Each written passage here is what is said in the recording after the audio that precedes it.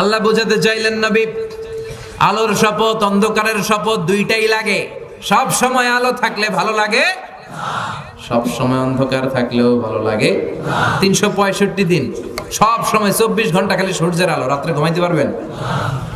আবার 365 দিন ঘুটঘুটে অন্ধকার, দিনের বেলা ক্ষেত খামারে কাজ করা যাবে?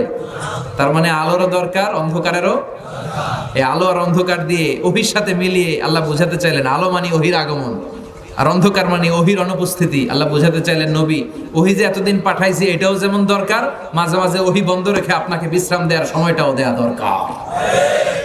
মা ওয়াদ্দাআকা রাব্বুকা ওয়া মা ক্বালা। ও নবী, আপনার রব আপনারে ভুলে যায় নাই, আপনার উপর অসন্তুষ্ট হয় নাই। যেমন কাফেররা বলে, মুশরিকরা বলে, আপনার চাচি যেমনি আপনারে গালি দেয়, কাফের মুশরিক যেমনটা গালি দেয় তেমনটা আপনি ভাববেন না।